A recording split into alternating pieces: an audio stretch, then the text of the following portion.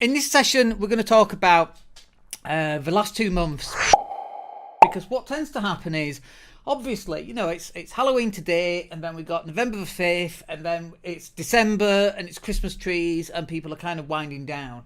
And I say this every year, people are winding down towards Christmas, and then they're fully wound down by the time they get there. It takes about 2 months, and then once Christmas ends up, they want to hit the ground running, but they're just not able to do that because they're so relaxed and we're still in the Christmas spirit. And eventually, by April, they kind of get back and get back into the swing of things. And then you've only got until what? What have you got from April until end of October again? You've missed out on like 8 months worth. You've only got 8 months left, but you've missed out on 4 months worth of actual planning and being able to put stuff back in place. And so this session, we'll probably do another one at the end of November, and we'll have a bit of a whinge and a bit of a moan about people ramping it down, winding their businesses down for Christmas. And it's like, no, that's not what should happen. If you want to have 2023 as being your best year yet, now is the time for you to ramp up your business. So let's talk about this. Let's be open about it and talk about it, because I believe that this bit is really, really important. So with just 2 months to go, this is what you want to be doing next. You want to be planning 2023. And what that means is you need to be allocating time available. You need to know what this is going to look like, what it's going to end up like. Like on my goal setting, so I have a 2-screen setup here, and on the left screen it's where I do most of my work, and on the right hand side, it's sometimes I share screen when we go live, and sometimes I need to look at 2 screens at the same time because I'm comparing data or copy and pasting or whatever, right? But the other reason is that on this screen over here, I've actually got my goals. So I've got my end of November goals were already written. I've got my end of 2022 goals, what I want to accomplish by the end of 2022, and then by the end of 2023, I've got those goals on this diagram, on this second screen as well. So my goals are constantly in front of me all of the time, and I think that's really important for us to do that, because what happens is we write down our goals, we write down our plan, and then we get the piece of paper, we put it in the top drawer, and then we never see it again. And then we're clearing out the drawer 2 years later and go, oh, look, those goals that I didn't even remember and I definitely didn't achieve because they're hidden in the top drawer. And so to plan your 2023, I think there's a couple of things that you want to be doing here.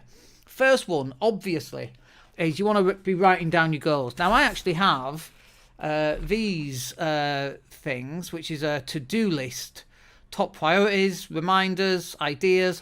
So I actually have this on my desk, and I'm just filling this one in. It's a different one. I'm just filling it in. And I constantly have these, and then I move these onto my calendar and then onto my longer term goals. But you need a plan for 2023. You don't want to get to the end of 2023 and go, oh, I wonder what happened. Like, you want to, in January, well, before January, between now and January, you want to be looking forward to 2023, not looking back at 2023 and going, I wonder what happened. You want to be looking forward to going, this is what's going to happen in 2023. Now, after 2 years of COVID, 6 years of Brexit, 2 years or 18 months more or less of the Ukraine war, all this stuff, is it going to be absolutely accurate? Is stuff just going to crop up and slap you across the face with a touch of reality? Of course, right?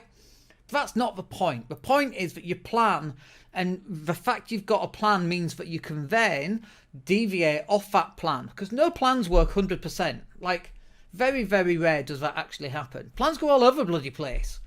But the idea of having a plan is that you know what your final destination is supposed to be, where it's supposed to look like. And if you can keep focused on that final destination, are you going to get blown off course? Of course you are.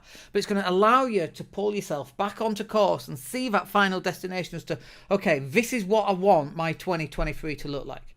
And so you've got to be planning your version of 2023. What do you want that to look like? How much is your business cash flow? How many date nights will you have had?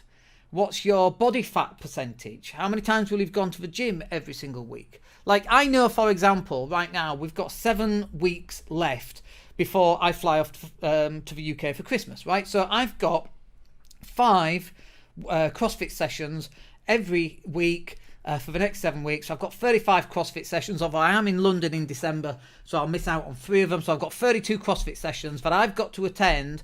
And if I attend those and I hit my macros on my calories, I'm going to lose the weight and I'm going to hit target. Like, that is the military precision that you should be having when you're planning your next year, and in fact your next just 2 months. Like, that one is a good example, but also going into 2023. Are you going to get blown? Of course. Am I going to go out and have a goddamn pizza and loads of curry? Of course I am, and loads of French fancies and crumpets and all that bad stuff, all those wonderful sugary foods that we can get in the UK but we can't get here. Is that going to knock me off course? Of course it's going to knock me off course. But the fact that I know exactly what the target is supposed to look like and where I'm supposed to be and by when means I can pull myself back onto course, and hopefully we'll get that resolved.